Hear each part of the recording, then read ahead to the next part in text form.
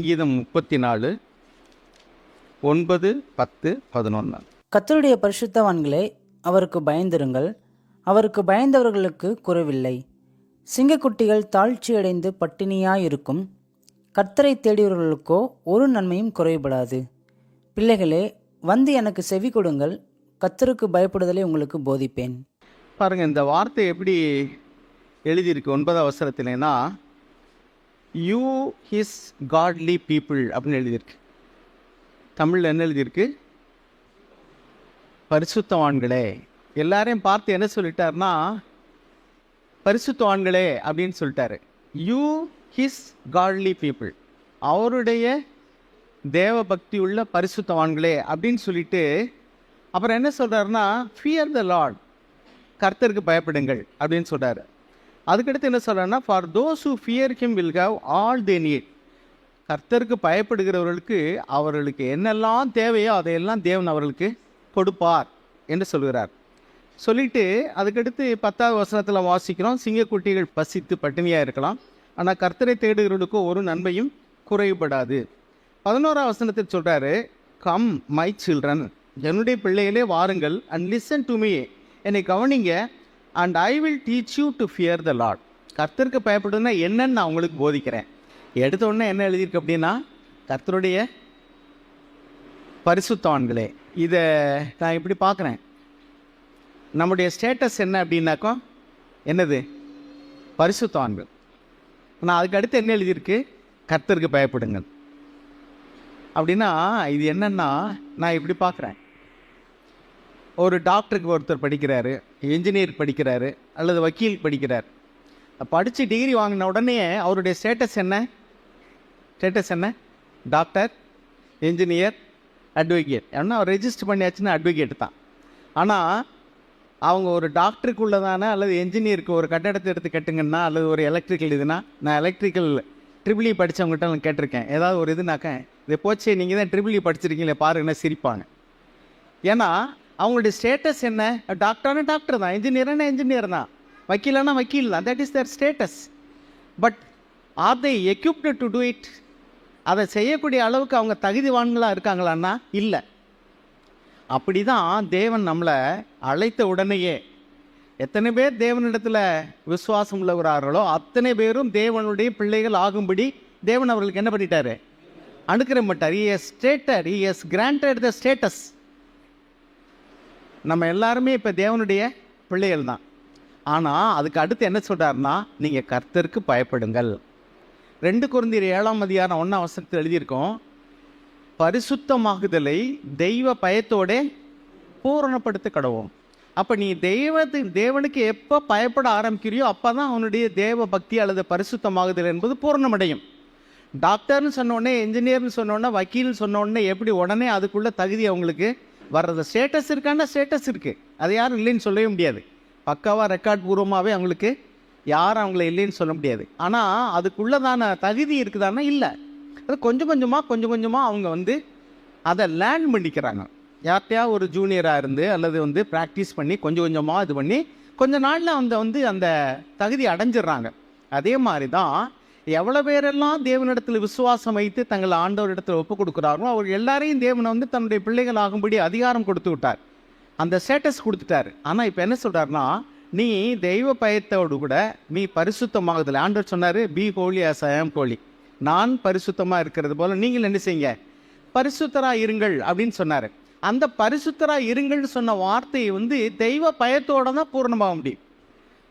அதுதான் பரிசுத்தமாகுதலுக்கான வழி எங்கே இருக்குன்னா, தேவனுக்கு பயப்படக்கூடிய பயத்தில் தான் இருக்கு. நான் ரட்சிக்கப்பட்ட நாட்களில் முதல்ல நான் கத்தோலிக்க கிறிஸ்தவனாக இருந்து மனம் திரும்பினேன். அப்படி மனம் திரும்பின பொழுது எனக்கு தெரிஞ்சதெல்லாம் நான் பெந்தகோஸ்து சர்ச்சில் போய் ஞானஸ்தானம் எடுத்தேன். அப்போ எனக்கு தெரிஞ்சதெல்லாம் ஆர்சிக்கும் பெந்தகோஸ்தைக்கும் உள்ள வித்தியாசம் என்ன அதுதான் தெரியும். 10 கட்டளை அப்படின்னு அங்கே சொல்லிக் கொடுப்பாங்க. அதை விட இங்கே ஒரு சில காரியங்களை கற்றுக்கொண்டேன். அன்னைக்கு எனக்கு தெரிஞ்சதெல்லாம் தசம பாகம், காணிக்க, இதுதான் அதிகமாக சொல்லிக் கொடுத்தாங்க. மனம் திரும்பணும், ஞானஸ்தானம் எடுக்கணும், பரிசுத்தாவினால் நிரப்பப்படணும், அதுதான் அதிகமாக தெரியும். ஆனால் உள்ளான சிந்தனை வாழ்க்கையில் நீ பரிசுத்தமாக இருக்கணுங்கிறது எனக்கு அப்படி தெரியவே தெரியாது. உன் இருதயத்தையும் உன் இருதயத்தில் ஓடக்கூடிய நினைவுகளையும் தேவன் அறிந்திருக்கிறார் அப்படிங்கிறதெல்லாம் எனக்கு தெரியாது. நான் சர்ச்சில் உட்காந்துக்கிட்டே வந்து மற்றவர்களை வந்து என்னுடைய எண்ணத்தில் தவறான கற்பனையோட நான் உட்காந்துருப்பேன். நான் என்ன நினைப்பேன்னா, அதனால் அவங்களுக்கு என்ன பாதிப்பு? என் இருதயத்தில் இருக்கிறது யாருக்கு தெரியும்? தேவனுக்கு தெரியும்னு எனக்கு அப்போ தெரியாது.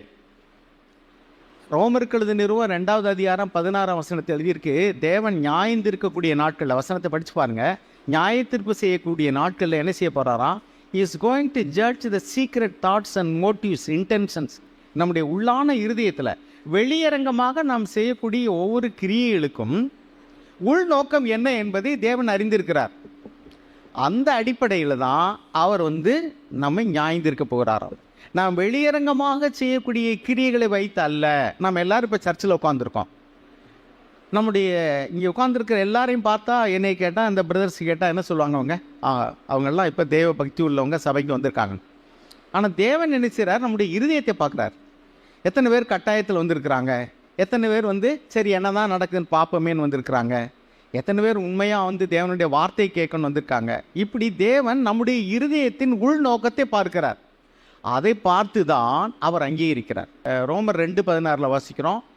அதே மாதிரிக்கே ஆண்டவருடைய வருகையில் எப்படி இருக்குங்கிறது குறித்து 1 கொரிந்தியர், அதில் வந்து அவருடைய வருகையில் மனிதருடைய அந்தரங்கங்கள் எல்லாம் சீக்ரெட் வில் பி ரிவீல்டு.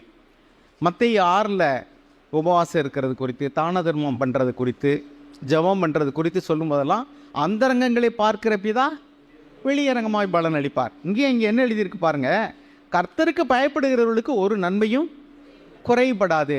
அப்போ நீங்கள் பரிசுத்தவான்கள் என்று அழைக்கப்படுவதனால் அல்ல, நாம் கர்த்தருக்கு மெய்யாகவே பயப்படுகிறவர்களாக இருந்தால் தான் அவர்களுக்கு ஒரு நன்மையும் குறைபடாது. அவர்களுடைய இருதயத்தின் வேண்டுதல்களை தேவன் அருள் செய்வார். அதுக்கடுத்து என்ன சொல்கிறாருன்னா, இப்போ வாங்கப்பா, உங்களுக்கு கர்த்தருக்கு பயப்படுதுன்னா என்னன்னு நான் சொல்லித்தரேன். அதுதான் வந்து 11ஆம் வசனத்தை எழுதியிருக்கு. Come my children and listen to me and I will teach you to fear the Lord. கர்த்தருக்கு பயப்படுதுன்னா என்ன நான் சொல்லித்தரேன் உங்களுக்கு அப்படின்னு சொல்கிறார்.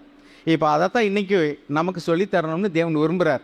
இப்போ தேவன் வந்து எந்த மனிதனையும் பார்த்த உடனே அல்லது பரிசுத்தவான்னு சொன்ன உடனே அப்படி ஒப்புக்கொள்கிறதே இல்லை. பாருங்கள், நம்ம வந்து இப்போ டிகிரி ஹோல்டர்னு சொல்கிறோம். ஒரு கம்பெனிக்கு ஆள் எடுக்கணும்னு சொன்னால் அவங்களுக்கு பரிசு வைக்கிறாங்க மறுபடியும். ஏன்னா டிகிரி பாஸ் பண்ணியாச்சுல, அப்படி எடுக்க வேண்டியது தானே. அப்புறம் மறுபடியும் வந்து ரிட்டன் டெஸ்ட்டுங்கிறாங்க, அப்புறம் அதுக்கடுத்து வந்து இன்டர்வியூங்கிறாங்க. இப்படிலாம் அவங்கள ஃபில்டர் பண்ணி தான் எடுக்கிறாங்க. ஏன்? ஒரு மனுஷனுக்கு வந்து வெளியரங்கமாக ஒரு தோற்றத்தில் ஒரு டிகிரின்னு கொடுத்த உடனே அதுக்குள்ளதான தகுதி அவருக்கு வந்துடுறதில்ல.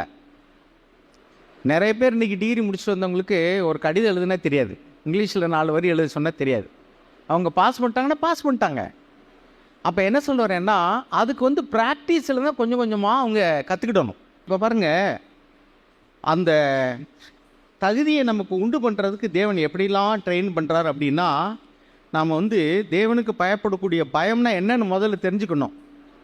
தேவனுக்கு பயப்படக்கூடிய பயம்னா என்னென்னாக்கோ, அவர் வந்து நம்முடைய இருதயத்தை பார்த்து மெய்யாகவே இந்த மனுஷன் வந்து எனக்கு பயப்படுகிறான், என் வார்த்தையை அவன் கணம் பண்ணி அதுக்கு நடுங்குகிறான் என்று தெரிந்த பின்னாடி தான் அந்த மனுஷனை வந்து அவர் அங்கீகரிக்கிறார்.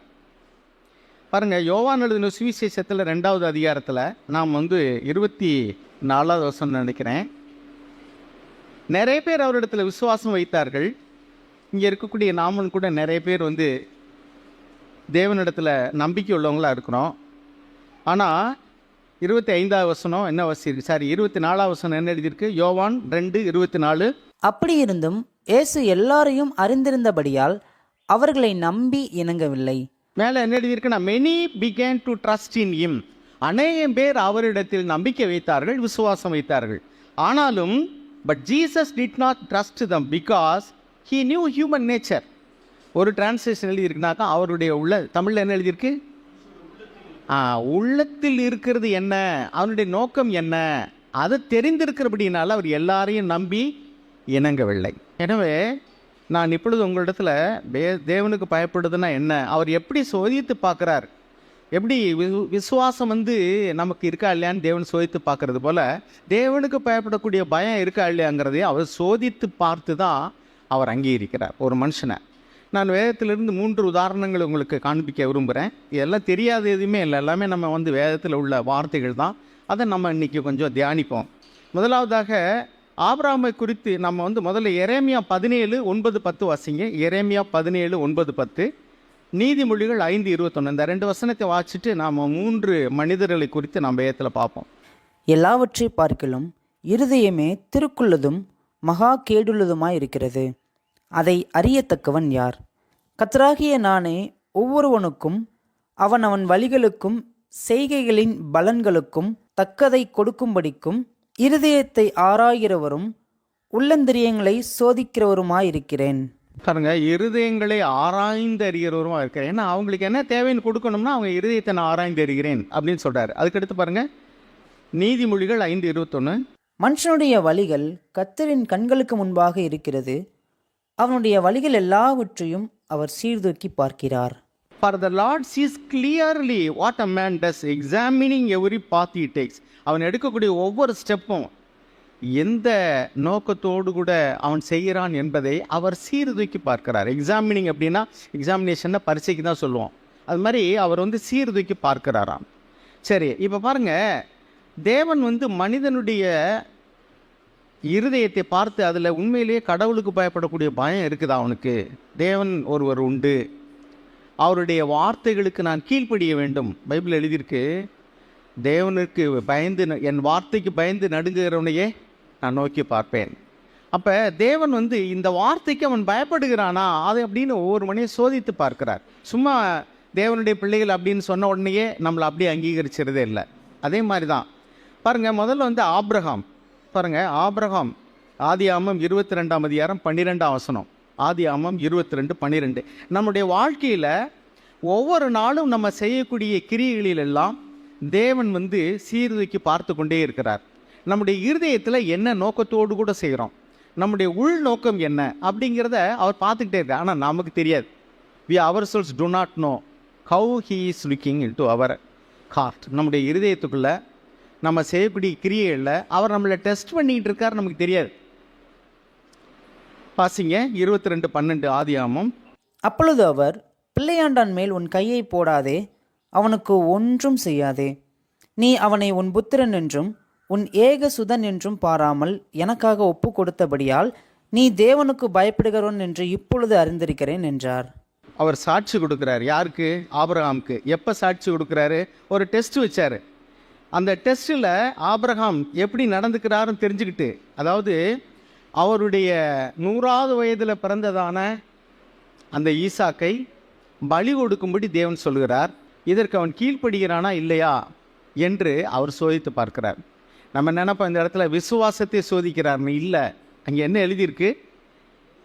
Now I know you truly fear God. 22:12 என்ன வாசிக்கிறோம்?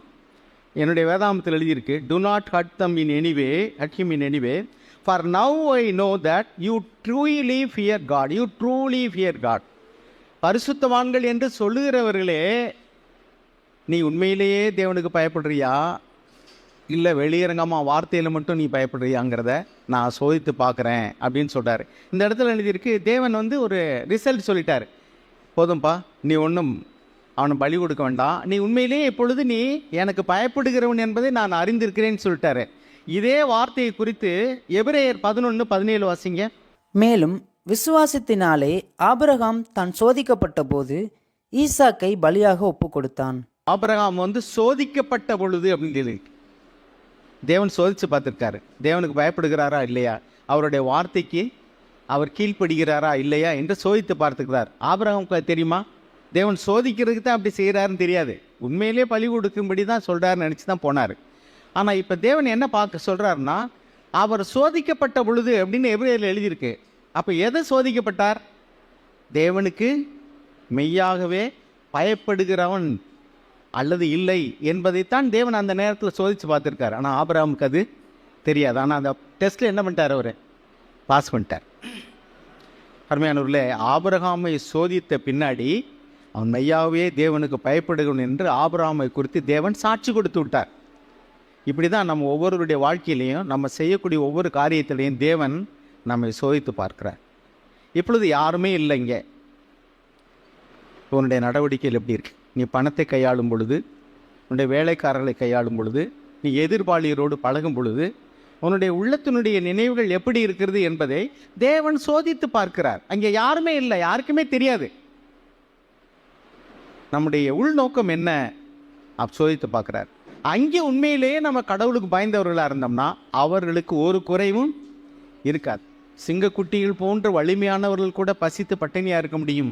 உண்மையிலே தேவனுக்கு பயப்படுகிறவர்களுக்கு ஒரு குறைவும் இருக்காது. இப்படி சொல்லிட்டு தான் சொல்கிறாரு, தேவனுக்கு பயப்படுதான் என்ன நான் உங்களுக்கு கற்றுக் கொடுக்குறேன் வான்னு சொல்லிட்டு. அடுத்து ஒரு நபரை குறித்து தேவன் சாட்சி கொடுத்தார். யோபு எழுதின புஸ்தகம், யோபுனுடைய புஸ்தகம் 1வது அதிகாரம் 8வது வசனம். சாத்தானிடத்திலே தேவன் சவால் விட்டார். யாரை குறித்துனா யோபுவை குறித்து. யோபு 1:8 வசனம். கர்த்தர் சாத்தானை நோக்கி, என் தாசனாகிய யோபின் மேல் கவனம் வைத்தாயோ? உத்தமனும் சன்மார்க்கனும் தேவனுக்கு பயந்து பொல்லாப்புக்கு விலகுகிறவனுமாகிய அவனைப் போல் பூமியில் ஒருவனும் இல்லை என்றார். தேவன் என்ன சாட்சி கொடுக்கிறார்? He fears God and stays away from evil. தேவனுக்கு பயந்து பொல்லாப்புக்கு விலகுகிறவன் இவன் என் தாசன் என்று யோபுவை குறித்து தேவன் சாட்சி கொடுத்தார். எப்படி சாட்சி கொடுத்தார்? எல்லாருடைய இருதயங்களையும் ஆராய்ந்து சோதித்து தான் அவர் சாட்சி கொடுப்பார். ஆபிரகாமுடைய விஷயத்தில் நம்ம பார்த்தோம். தேவன் சோதித்து தான் நீ மெய்யாகவே தேவனுக்கு பயப்படுகிறவர் என்று இப்பொழுது நான் அறிந்திருக்கிறேன்னு சொன்னார். அதே சாட்சியை இந்த யோபு கொடுக்கும்போது மட்டும் சோதிக்காமல் சாட்சி கொடுத்துருவாரா? இல்லை. யோபுக்கு சாட்சி கொடுக்கும்போது மட்டும் அவர்களுக்கு சோதிக்காமல் சாட்சி கொடுவாரா? இல்லை, சோதித்து பார்த்து தான் கொடுத்துருப்பாரு. அப்போ எங்கே சோதித்தார்? எப்படி சோதித்தார்?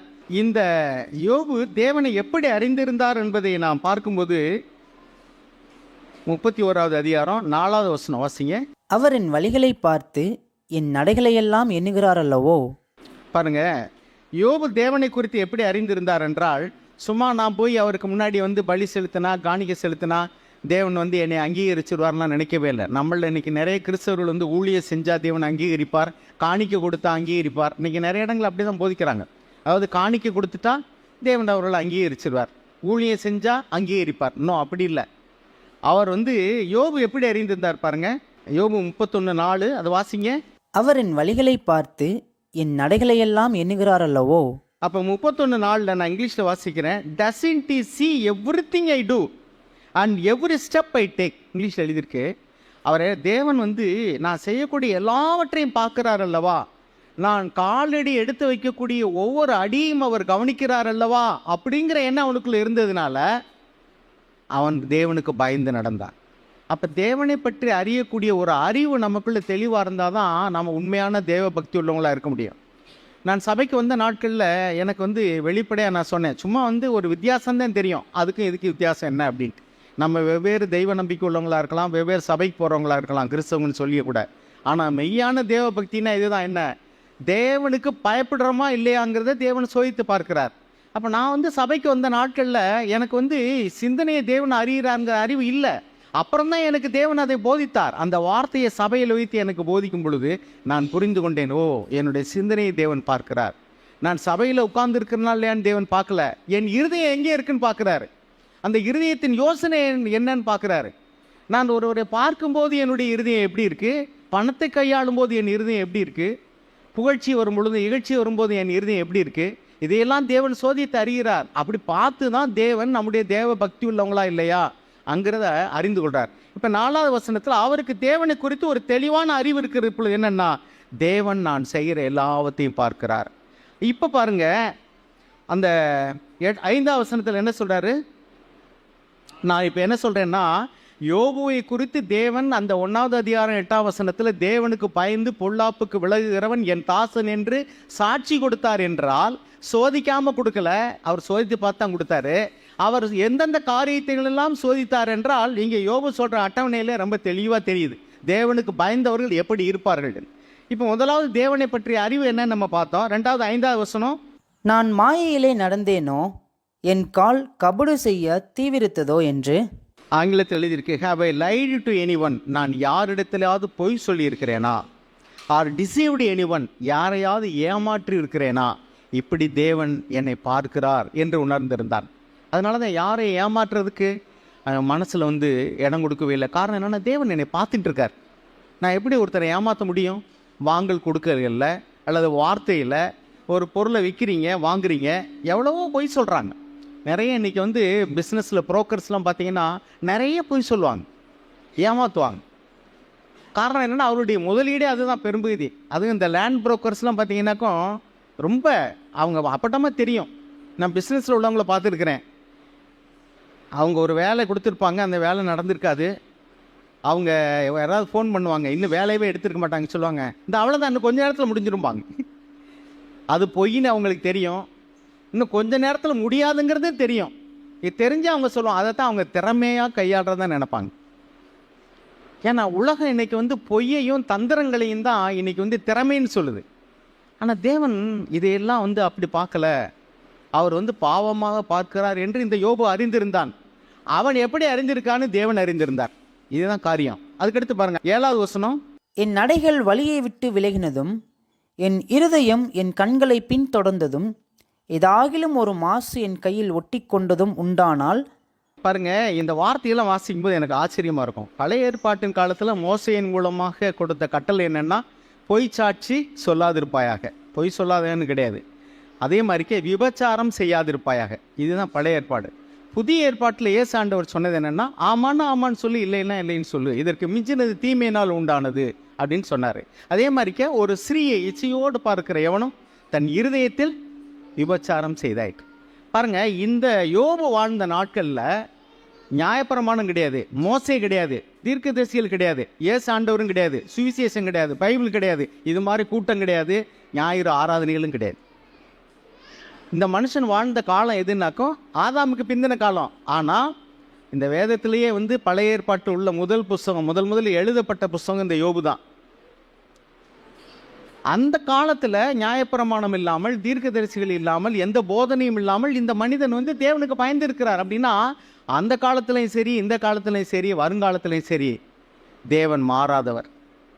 அவர் எப்பொழுதுமே இருதயத்தை தான் பார்க்கிறார். தேவ பக்தி உள்ளவர்கள் என்று சொல்லக்கூடியவர்கள் எல்லா மதத்திலும் இருக்கிறாங்க, எல்லா சபையிலும் இருக்கிறாங்க.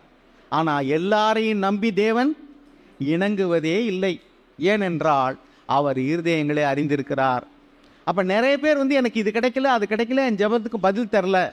ஜெபத்துக்கு பதில் கிடைக்காதுக்கு நிறைய காரணம் இருக்கலாம். அதில் ஒன்று என்னென்னா, தேவன் நம் இருதயத்தை பார்க்கிற தேவன்.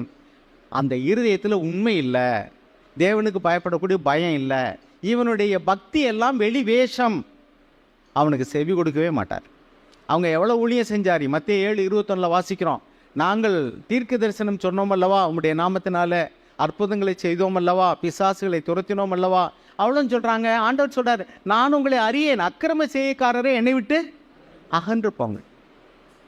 அப்போ அதெல்லாம் செஞ்சாங்களே, எப்படி செஞ்சாங்க. இப்போ நமக்கு ஒரு பட்டம் இருக்குது, டாக்டரு, வக்கீல், என்ஜினியர்ன்ட்டு. நம்ம போய் ஒரு லைசன்ஸ் எடுத்து என்ன செய்ய முடியும்? ஒரு வேலையை ஒப்புக்கொள்ள முடியும். அது செஞ்சு முடிக்காது தான் நம்ம கையில் இருக்குது. அதுக்குள்ளே தகுதி இருக்க மாதிரி. பாருங்க, ஏசு ஆண்டவர் பேரை சொன்னால் பிசாசு ஓடலாம். ஆனால் அதனால் அவர் தேவ பக்தி உள்ளவர் என்று அவர் அங்கீகரிப்பதே இல்லை. அதனால தான் சொன்னார், தெரிந்து கொள்ளப்பட்டவர்களை கூட வஞ்சிக்கத்தக்கதாக பெரிய அற்புதங்களையும் அடையாளங்களையும் கூட கடைசி நாட்களில் செய்வாங்க. நீங்கள் ஏமாந்து போயிடாதீங்க. அவருடைய கனிகளினாலே அவர்களை அறிவீர்கள். கனிகள்னா என்ன? அவர்களுடைய கிரியைகள். ஆனால் நம்ம இன்றைக்கி அப்படி பார்க்குறோமா?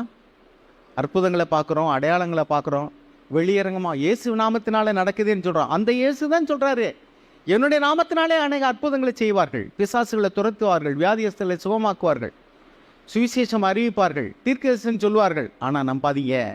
அவருடைய கனிகளை பாருங்கள், வரங்களை வச்சு பார்க்காதீங்க. ஏன்னா தேவன் வந்து ஒன்ஸ் ஒரு வரத்தை கொடுத்துட்டாருன்னா அது திருப்பி எடுக்கவே மாட்டார். நீங்கள்லாம் இப்போ ஃப்ரெண்ட்ஸாக இருக்கிறீங்க. சப்போஸ் நம்ம இப்போ ஒரு சர்ச்சுக்கு வர்றோம், அவங்க ஒரு விசேஷம் வைக்கிறாங்க, நீங்கள் போய் ஒரு 3000 கொடுக்குறீங்க அல்லது 1000 ரூபா எழுதிட்டு வரீங்க. நாளைக்கு அவங்களுக்கு வருத்தம் வந்துருச்சு, அந்த 1000 ரூபா கொடுத்து விட நீங்கள் என்னைக்காவது கேட்குறது உண்டா? ஒருவருடன் முகத்தில் முழிக்காத அளவுக்கு வருத்தம் வந்துட்டா கூட நான் 1000 ரூபா மொய் எழுதியிருக்கேன் வீட்டுக்கு கொடுத்து விடுன்னு யாரும் கேட்கவே மாட்டாங்க. ஒன்ஸ் கிவன்னாக்க கிவன் தான், கிஃப்ட்டு. என்ன அது கிஃப்ட் அது. அதே மாதிரி தான் தேவன் அவர்கள் நல்லவர்களாக இருக்கும்போது வரங்களை கொடுக்குறார். சாத்தானு கூட அப்படி தான் அந்த அதிகாரத்தை வல்லமையை கொடுத்தார். ஆனால் அவள் தேவதூதனாக இருந்தவன் தேவனுக்கு விரோதமாக முரட்டாட்டம் பண்ணி விழுந்து போய் சாத்தானாக மாறின பின்னாடியும் கூட அவனுக்கு கொடுத்த வரத்தை அவர் எடுக்கவே இல்லை. அதனால தான் அவனுக்கு இஎஸ்எம் பவர்.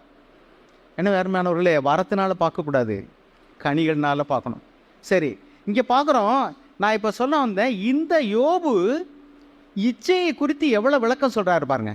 நம்ம புதிய ஏற்பாட்டில் பார்க்குறோம், இச்சையோடு ஒரு ஸ்திரியை பார்க்கறதுனா ஒருத்தர் பார்க்குறோம், அது இச்சையோடு பார்க்குறோமா இச்சை இல்லாமல் பார்க்குறோமான்னு எப்படி தெரியும்?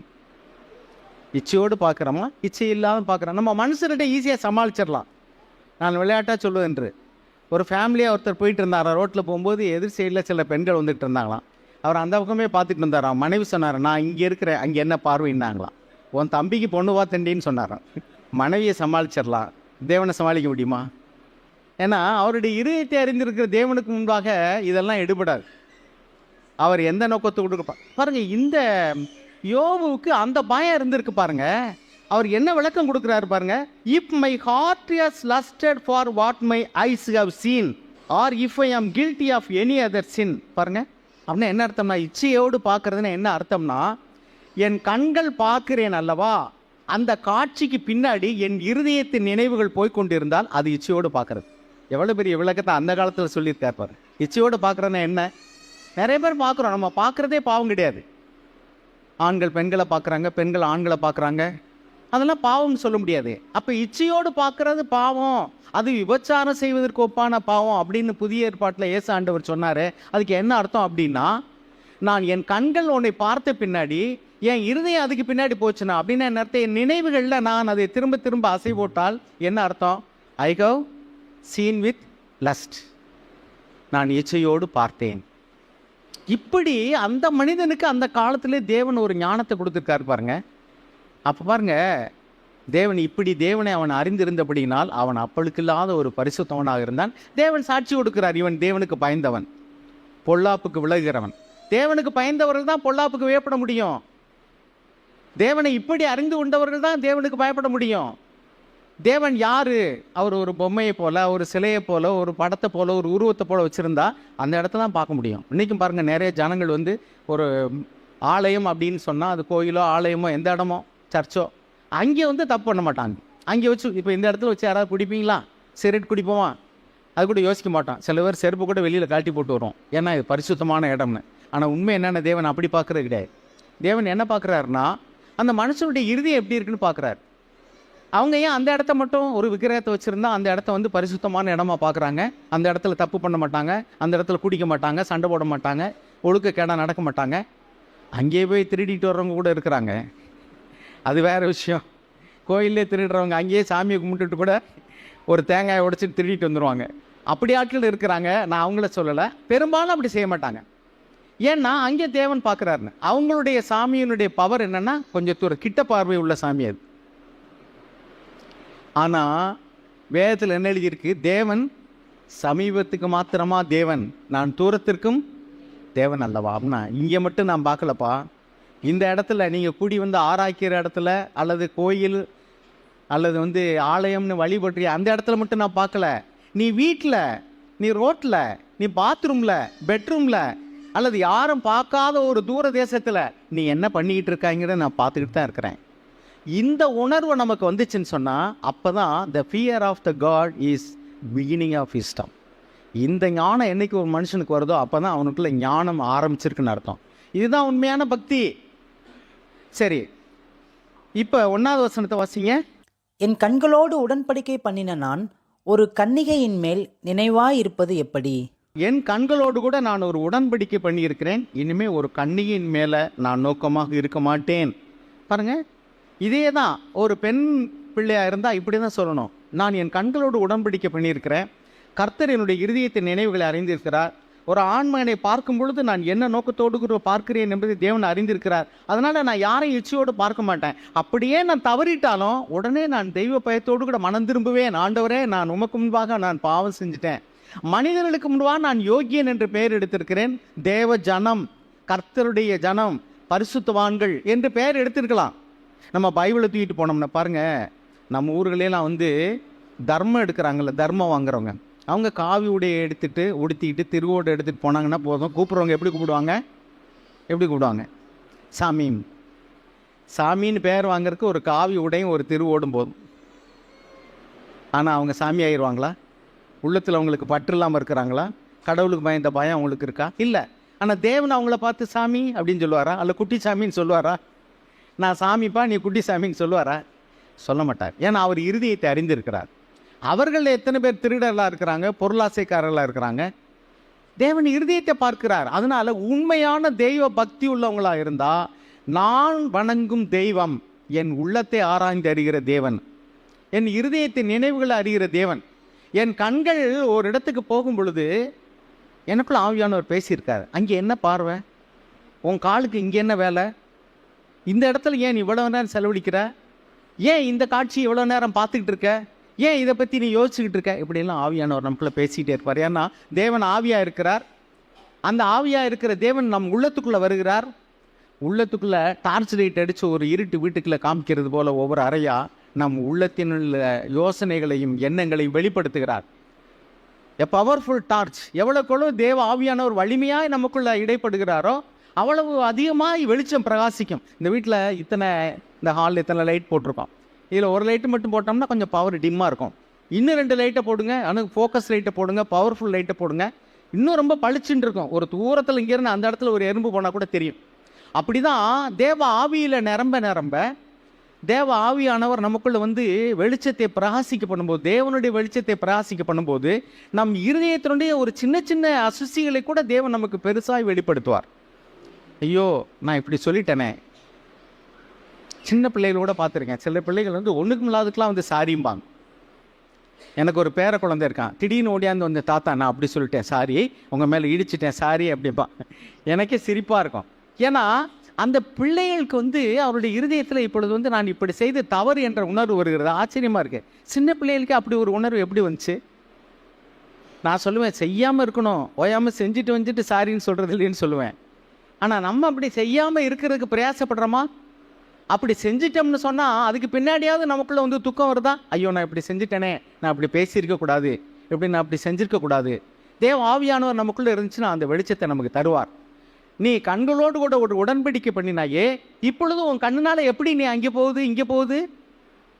இப்படி தான் அருமையானவர்களை பேசுவார். இந்த உணர்வு அவருக்குள்ளே இருந்துச்சு. இப்படியெல்லாம் அவர் தேவனுக்கு முன்பாக வாழ்ந்ததை யோபுனுடைய வாழ்க்கையை பார்த்த தேவன் தான் அவர் சாட்சி கொடுக்கிறார். அவன் தேவனுக்கு பயந்து பொல்லாப்புக்கு விலகுகிறவன் என்று சாத்தான்ட்டே சாட்சி கொடுக்கிறார். மனுஷன்ட்ட சாட்சி கொடுத்துடலாம். நான் சொன்னேன், மனைவியிட்ட ஏமாத்திடலாம். சாத்தான் அப்படி அல்ல. அவன் தேவதூதனாக இருந்தவன், பிரதான தூதனாக இருந்தவன். அவனிடத்துல போய் தேவன் வந்து இல்லாத சொல்ல முடியாது. தேவன் இல்லாத ஒரு காலம் சொல்ல மாட்டார். ஆனால் அவனுக்கு தெரியும். ஸோ அவன் உண்மையிலே அப்படி வாழ்ந்தான். அதுக்கடுத்து என்ன பார்க்குறோம் பாருங்க. இப்போ 31வது அதிகாரத்தில் 13வது வசனத்தை வாசிங்க.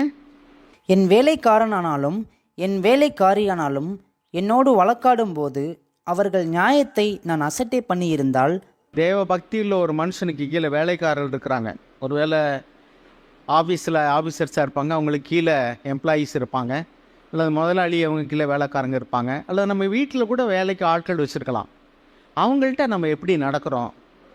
தேவ பயம் உள்ளவங்க, தேவனுக்கு பயப்படக்கூடியவங்க எப்படி நடப்பாங்க அப்படின்னு அவர் சொல்கிறார் பாருங்கன்னா. அவங்ககிட்டலாம் நான் வந்து எப்போவாவது அன்ஃபேராக நடந்ததுண்டா? ஆண் வேலைக்காரர்களோ பெண் வேலைக்காரர்களோ நான் அப்படி நடந்ததுண்டா? அவங்கள்ட்ட வந்து ஒரு அநியாயமாக தப்பாக நான் நடந்ததுண்டா? தப்பான ஒழுக்கக்கேடா சொல்லலை, அவங்களுக்கு நியாயம் இல்லாமல் நான் நடந்ததுண்டா? இல்லையே. அப்போ தேவனுக்கு பயப்படக்கூடிய ஒரு மனுஷனாக இருந்தால் அவன் வேலைக்காரர் இடத்துல நம்மளை காட்டிலும் சிறியவர்களிடத்துல கூட அவர்கள் நியாயமாய் நடப்பார்கள். நம்ம வந்து பெரியவர்கிட்ட வந்து நம்ம நியாயமாக நடந்து தான் ஆகணும். விவரம் தெரிஞ்சுக்கிட்டோம் நியாயம் இல்லைன்னா அவங்க வந்து கொடி தூக்கிடுவாங்க, அல்லது அதிகாரம் பண்ணிடுவாங்க, கம்ப்ளைண்ட் பண்ணிடுவாங்க. அது பெரிய அறிவு கிடையாது.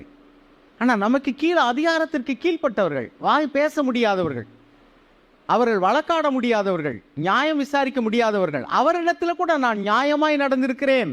ஏன்னா எனக்கு மேலே ஒருத்தர் உண்டு என்று நான் அறிந்திருக்கிறேன். பாருங்க, அதுக்கு 15வது வசனம் சொல்றாரு பாருங்க. ஏன் வேலைக்காரர் இடத்துல அப்படி நடக்கிறாருன்னா, for God created both me and my servants, he created us both in the womb. தமிழில் என்ன எழுதியிருக்கு? தாயின் கற்பத்தில் என்னை உண்டு பண்ணினவர் அவனையும் உண்டு பண்ணினார் அல்லவோ, ஒரே விதமான கற்பத்தில் எங்களை உருவாக்கினவர் அல்லவோ. என்னை உண்டு பண்ணின தேவன் தான் என்னிடத்துல வேலை செய்கிறவனை உண்டு பண்ணியிருக்கிறார். ஒரு நாள் நான் அவனுக்கு முன்பாக கணக்கு கொடுக்க வேண்டும்.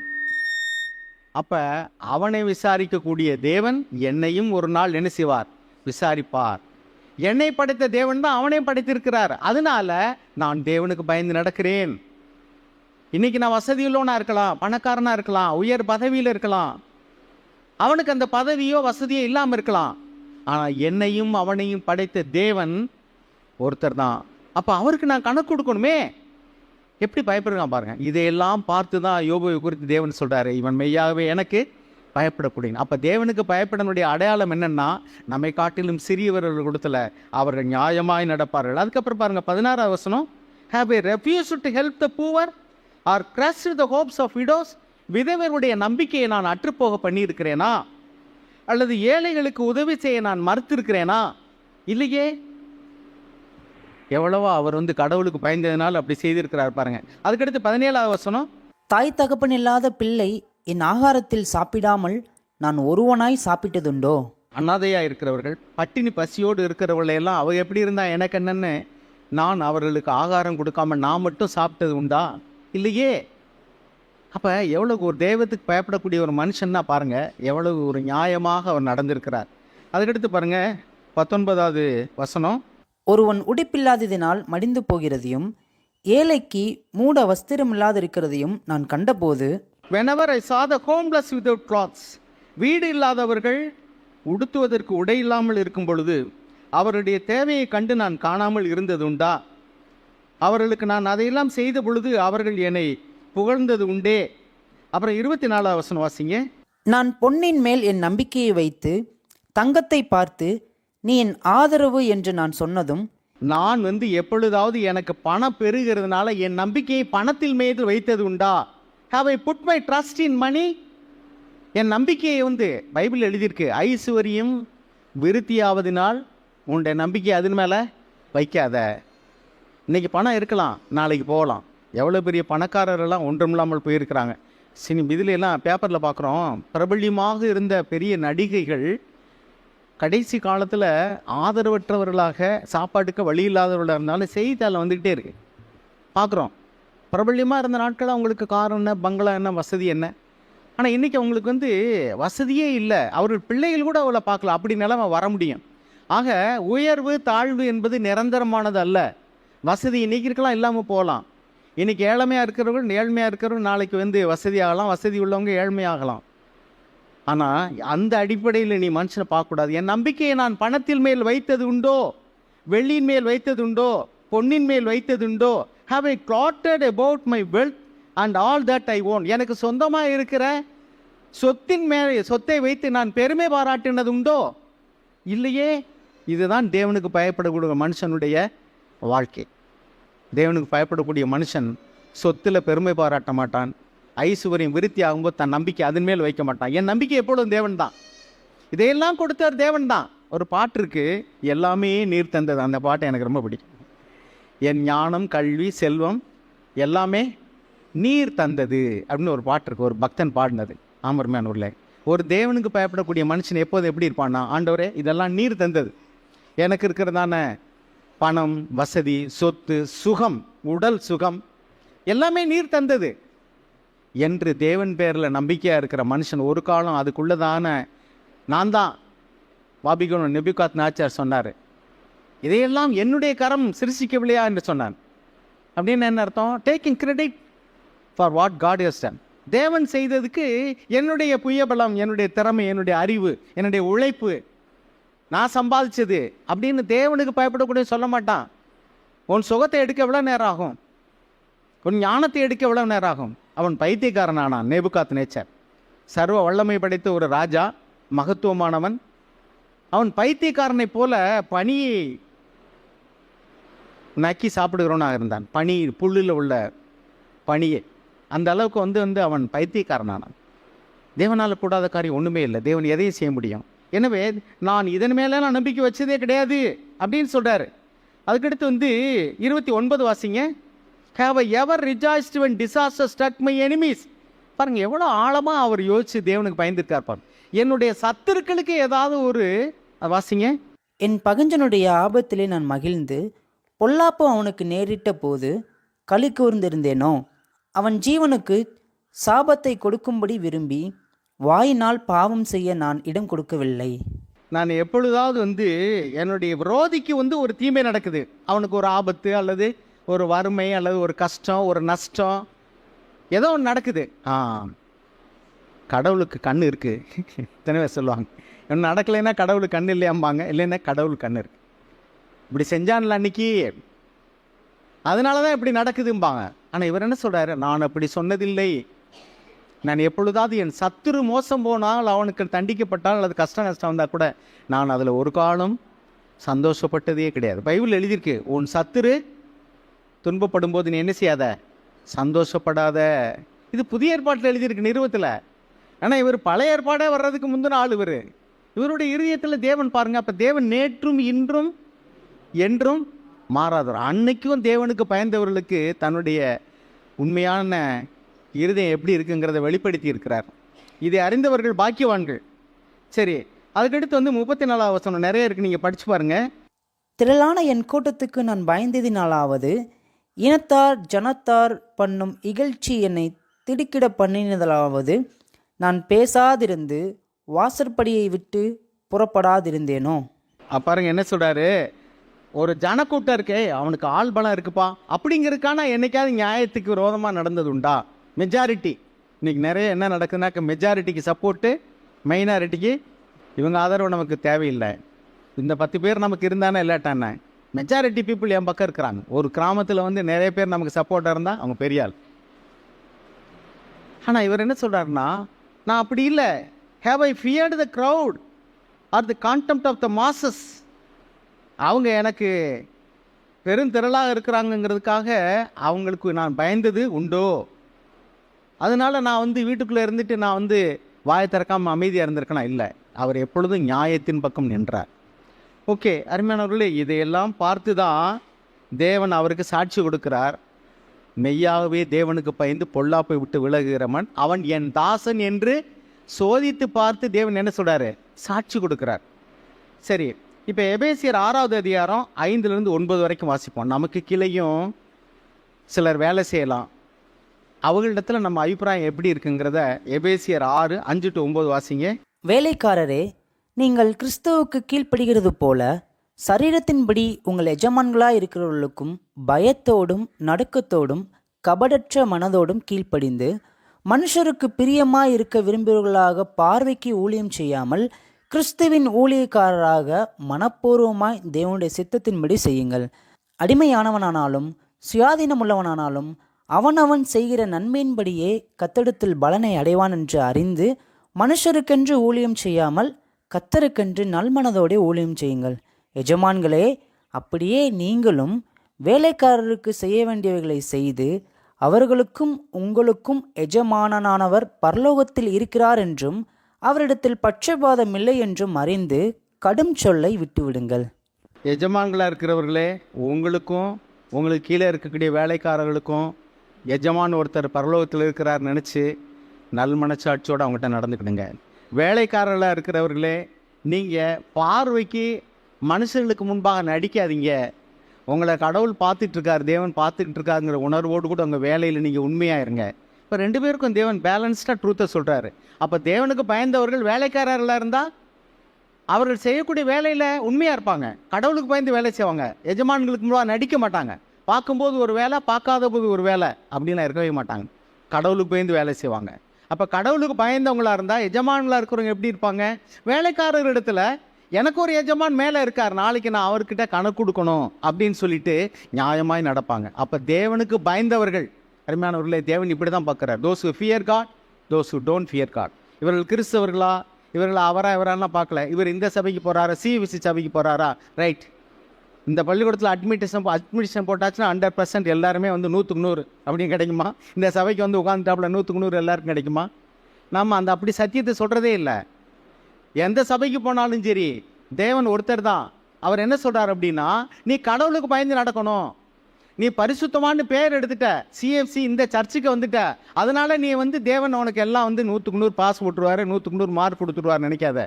நீ எங்கே இருந்தாலும் சரி கடவுளுக்கு பயந்து நடந்தாதான் தேவன் உன்னுடைய இருதயத்தின் வேண்டுதலுக்கு அருள் புரிவார். அப்போ தேவன் இப்படி தான் பார்க்குறார். Those who fear him truly fear him, உண்மையிலே தேவனுக்கு பயந்தவர்கள். அப்படி தான் அவர் ஆபிரகாம் குறித்து எழுதுகிறார். சரி, அடுத்தபடி இன்னும் 3வது நபரை குறித்து நான் காண்பிக்கிறேன். யோசேப்பு பாருங்க, ஆதியாகமம் 39ஆம் அதிகாரம் 9-10 வசனத்தில் யோசேப்பு போத்திபாருடைய வீட்டில் அடிமையாக இருந்த நாட்களில் அவருடைய மனைவி அவளை இச்சையோடு கூட பார்த்து பாவம் செய்யும்படி தூண்டும் பொழுது அவன் தேவனுக்கு பயந்து ஓடி விடுகிறான். அந்த காரியத்தை நாம் எல்லாருமே அறிந்திருக்கிறோம். ஆனால் இதில் நம்ம என்ன கவனிக்கணும்னா, அவர் அந்த சம்பவம் நடந்த சமயத்திலையும் தேவன் அவரை சோதித்து கொண்டிருக்கிறார் என்று தெரியுமா? அவருக்கு தெரியாது. சங்கீதம் 105:19 வாசிங்க.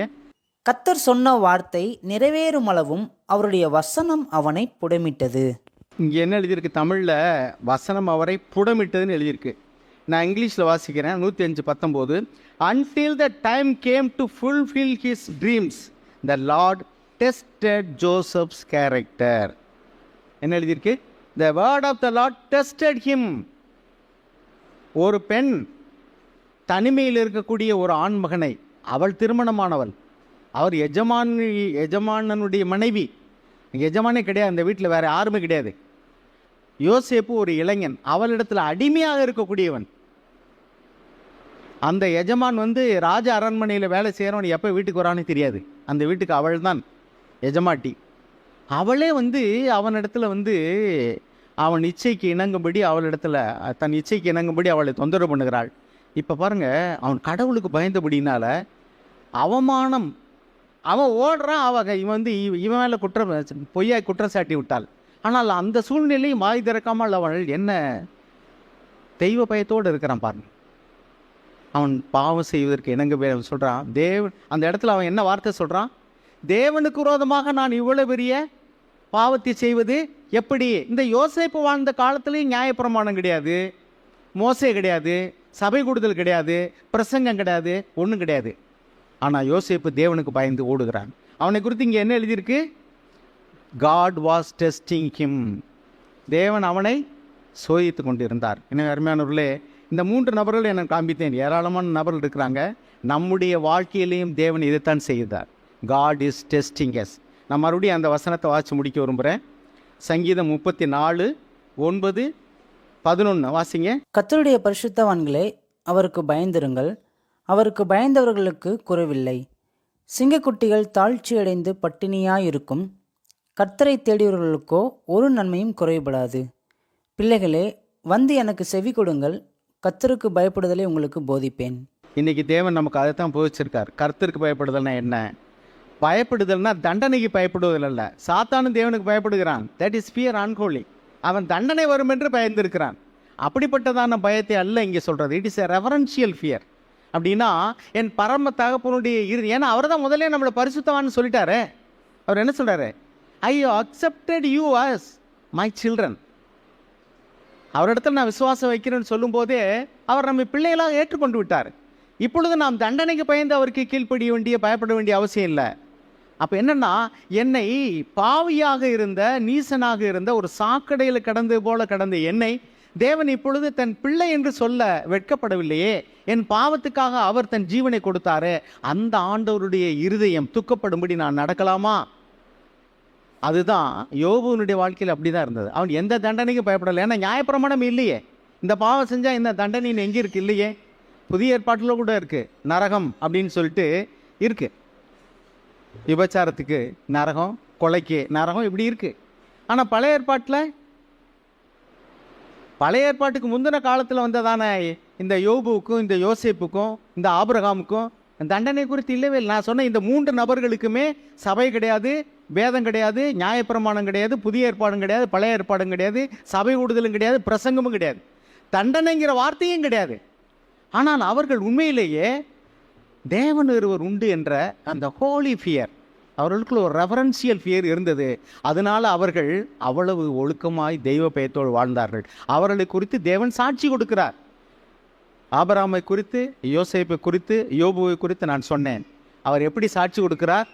மனிதருடைய இருதயங்களை பார்த்து, அந்தரங்கங்களை பார்த்து, அதில் ஓடக்கூடிய எண்ணங்களை பார்த்து, நோக்கங்களை பார்த்து, ஒவ்வொரு செயல்களுக்கும் பின் இருக்கக்கூடிய நோக்கங்களை பார்த்து இவர்கள் தேவனுக்கு பயந்தவர்கள் என்று சொல்கிறார். அப்போ தேவனுக்கு பயந்தவர்கள் எப்படி இருப்பார்கள் இன்னைக்கு கர்த்தர் நமக்கு கற்றுக் கொடுத்திருக்கிறார். கர்த்தருடைய பரிசுத்தவான்களே வாங்க, நான் உங்களுக்கு தேவனுக்கு பயப்படுதல் என்னன்னு சொல்லித்தரேன். நம்ம இனிமேல் ஒரு தீர்மானம் எடுப்போம். நாங்கள் சும்மா போலியான ஒரு வாழ்க்கை வாழ வேண்டாம் ஆண்டவரே. தேவ பக்தியுள்ளவர்கள் என்ற வேஷத்தை தரித்து தேவ பக்தி உள்ளவர்களுக்குள்ளதான வாழ்க்கை எனக்கு இல்லை என்றால், நான் சொல்கிற மாதிரிக்கு ஒரு டாக்டர், ஒரு என்ஜினியர், ஒரு அட்வொகேட்னா அவருக்கு வழக்காட தெரியாது, அவருக்கு ஒரு என்ஜினியருக்குள்ளதான தகுதி இல்லை, அல்லது டாக்டருக்குள்ள தகுதி இல்லைன்னாக்கா வெறும் ஸ்டேட்டஸ் இருந்து என்ன பிரயோஜனம்? நீங்கள் எல்லாரும் தேவனுடைய பிள்ளைகள், நீங்கள் விசுவாசிகள். ஆமாம், விசுவாசிகள் தான். we have the status because God accepted us. நமக்கு டிகிரி கொடுத்துட்டாங்க, நம்ம எங்கே வேணாலும் தைரியமாக சொல்லலாம் நான் இதுதான் அப்படின்ட்டு. ஆனால் நமக்குள்ள அந்த டிவைன் நேச்சர் இருக்கா? தேவனுடைய பிள்ளைகளுக்குள்ளதான அந்த கேரக்டர், இயேசு கிறிஸ்துனுடைய சாயல் நமக்குள்ளே இருக்கா? இல்லையே. அப்போ தேவன் என்ன சொல்கிறாரு? நீ தகுதி உள்ளவன் ஆக்கிக்கொள். நிறைய நான் சொன்ன இந்த ப்ரொஃபஷனல் தொழில் ரீதியான படிப்பு படித்தவங்க எல்லாருமே காலம்பூரம் கற்றுக்கிட்டே வர்றாங்க, தேறிக்கிட்டே வர்றாங்க.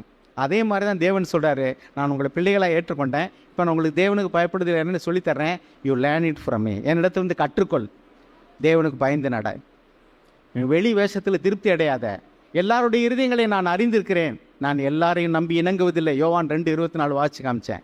மனிதருடைய இருதயங்களை உள்ளங்களை அறிந்திருந்தபடியினால் அவர் ஒருவரையும் நம்பி இணங்கவே மாட்டார். அவர் இருதயங்களை அறிந்திருக்கிறார். உண்மையாய் தேவனுக்கு பயந்தவர்கள் யார் என்று தெரியும். அவர்கள் விழுந்தாலும் எழுந்திருப்பார்கள். நீதிமான் 7 முறை விழுந்தாலும் எழுந்திருப்பான். நம்ம விழாமலேயே வாழக்கூடிய பரிசுத்தவான்கள் அல்ல. நான் எத்தனையோ முறை நான் விழுந்திருக்கிறேன், கோவப்பட்டிருக்கிறேன், எத்தனையோ காரியங்களை தவறி இருக்கிறேன். வார்த்தையில், வாழ்க்கையில், பார்வையில், பேச்சில் நம்ம யாருமே தவறாத பரிசுத்தவான்களே அல்ல. நிறைய காரியங்களை தவறுறோம். Let us learn from our failures. ஆண்டவர் பாருங்க எப்படி உபவாசம் இருக்கக்கூடாதுன்னு சொல்லிட்டு எப்படி இருக்கணும் பாரு, எப்படி ஜெபம் பண்ணக்கூடாதுன்னு சொல்லி இப்படி பண்ணணும் பாரு. அப்போ என்ன அர்த்தம்? எதை செய்யக்கூடாதுங்கிறத நம்ம ஃபெயிலியர்ஸில் கற்றுக்குறோம். இப்படி செஞ்சால் இது தப்பு அப்படின்னு. Okay, learn from it. ஆண்டவர் அப்படி தான் நமக்கு போதிக்கிறாரு, லேர்ன் ஃப்ரம் இட். எனவே அருமையானவர்களே, போலியான பொய்யான பக்தர்களாக நம்ம இருக்க வேண்டாம். மெய்யான தெய்வ பயமுள்ளவர்களாக விசுவாசிகளை வாழ்வோம். அப்பொழுது தேவன் நம்மிடத்தில் பிரியமாக இருப்பார், நம்முடைய ஜெபங்களுக்கு பதில் தருவார். சிங்கக்குட்டியிலே பசித்து பட்டினியாக இருந்தாலும் கர்த்தருக்கு பயந்து அவரை தேடுகிறவர்களுக்கு ஒரு நன்மையும் ஒரு காலம் குறைபடவே படாது. எல்லாமே நீர் தந்தது,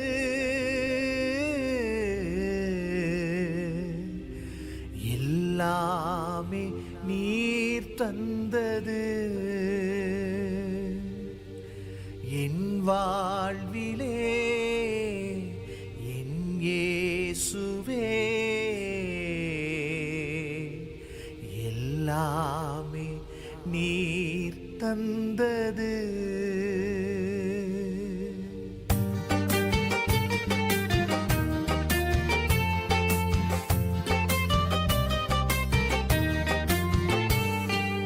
எல்லாமே நீர் தந்தது, எல்லாமே நீர் தந்தது, எல்லாமே நீர் தந்தது, எல்லாமே நீர் தந்தது, என் வாழ்விலே என் இயேசுவே, எல்லாமே நீர் தந்தது, என் வாழ்விலே என் இயேசுவே, எல்லாமே நீர் தந்தது, எல்லாமே நீர் தந்தது, எல்லாமே நீர் தந்தது.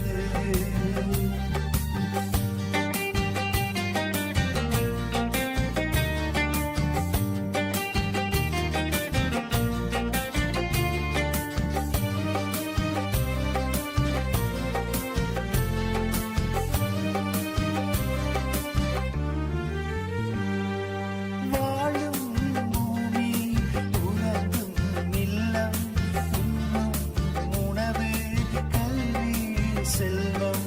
வாழும் பூமி உறங்கும் இல்லம், உண்ணும் உணவு கல்வி செல்வம். கர்த்தாவே நீர் தந்தது, காருண்யத்தால் வந்தது, கர்த்தாவே நீர் தந்தது, காருண்யத்தால் வந்தது, என் வாழ்விலே என் இயேசுவே, எல்லாமே நீர் தந்தது, என் வாழ்விலே என் இயேசுவே, எல்லாமே நீர் தந்தது, எல்லாமே எல்லாமே நீர் தந்தது, எல்லாமே நீர் தந்தது.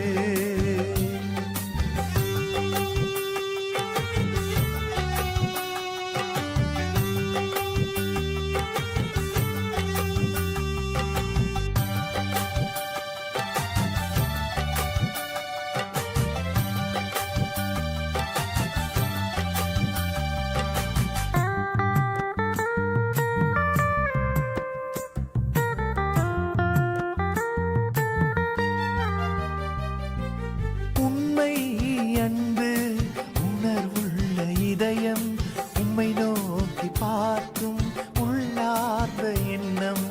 உண்மை அன்பு உணர்வுள்ள இதயம், உம்மை நோக்கி பார்க்கும் உள்ளார்ந்த எண்ணம். உன்னதரே நீர் தந்தது, மண்பால் தான் வந்தது. உன்னதரே நீர் தந்தது, மண்பால் தான் வந்தது. என் வாழ்விலே என் இயேசுவே, எல்லாமே நீர் தந்தது. என் வாழ்விலே என் இயேசுவே, எல்லாமே நீர் தந்தது. எல்லாமே நீர் தந்தது, எல்லாமே நீர் தந்தது.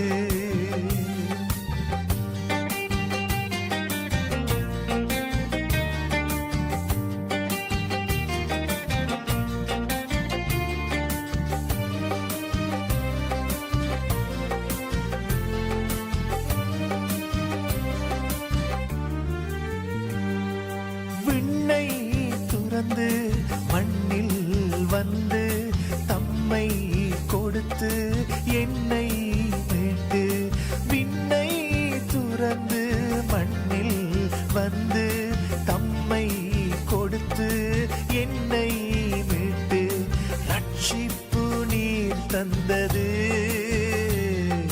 ரட்சண்யத்தாள் வந்தது. ரட்சிப்பு நீர் தந்தது, ரட்சண்யத்தாள் வந்தது. என்